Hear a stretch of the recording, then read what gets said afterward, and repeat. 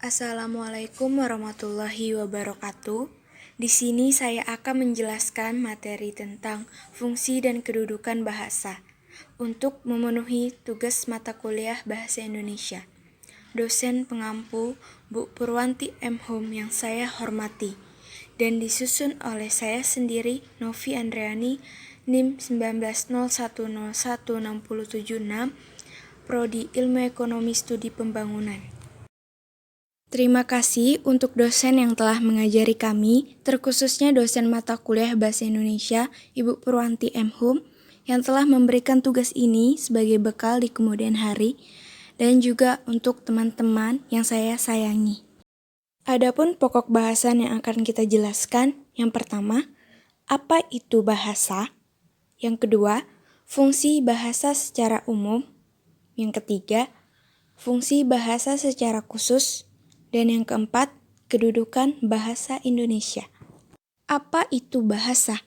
Bahasa adalah kemampuan yang dimiliki manusia untuk berkomunikasi dengan manusia lainnya menggunakan tanda, misalnya kata dan gerakan. Menurut Syamsuddin, beliau memberi dua pengertian bahasa. Yang pertama, bahasa adalah alat yang dipakai untuk membentuk pikiran dari perasaan. Yang kedua, bahasa adalah tanda yang jelas dari kepribadian yang baik maupun yang buruk. Adapun fungsi bahasa secara umum, yang pertama, sebagai alat komunikasi. Pada saat menggunakan bahasa sebagai komunikasi, berarti memiliki tujuan agar para pembaca atau pendengar menjadi sasaran utama perhatian seseorang. Yang kedua, sebagai alat berintegrasi dan beradaptasi sosial. Pada saat beradaptasi di lingkungan sosial, seseorang akan memilih bahasa yang digunakan tergantung situasi dan kondisi yang dihadapi. 3. Sebagai alat kontrol sosial. Kontrol sosial dapat diterapkan pada diri sendiri dan masyarakat. Contohnya, buku-buku pelajaran, irama agama, orasi ilmiah, mengikuti diskusi serta ikut layanan masyarakat.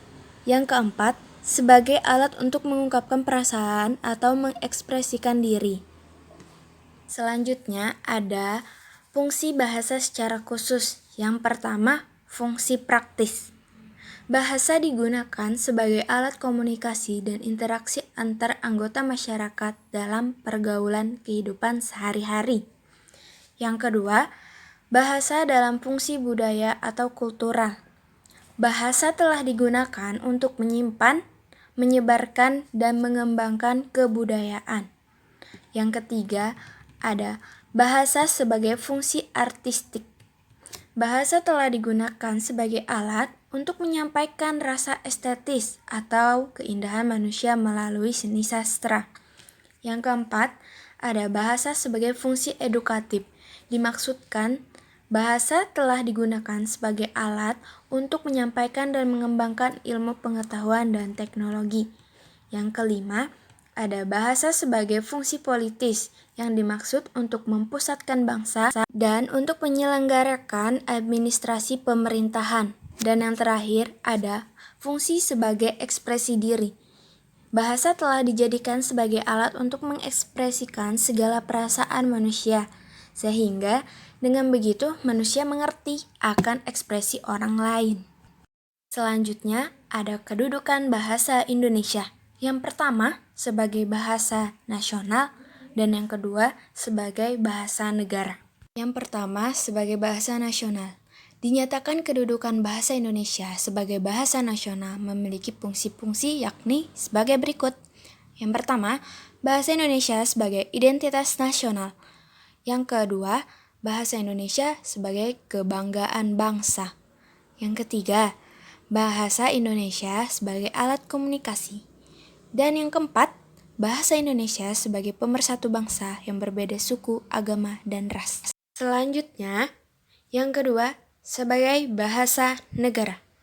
Dalam Undang-Undang Dasar 1945 Bab 15 Pasal 36 telah ditetapkan bahasa Indonesia sebagai bahasa negara Dengan demikian, selain berkedudukan sebagai bahasa nasional, bahasa Indonesia juga berkedudukan sebagai bahasa negara. Sekian, itu saja yang dapat saya sampaikan dalam pembahasan kali ini. Jika saya ada salah kata atau pengucapan, mohon dimaafkan. Wabillahi taufiq walhidayah. Wassalamualaikum warahmatullahi wabarakatuh. Terima kasih atas perhatiannya.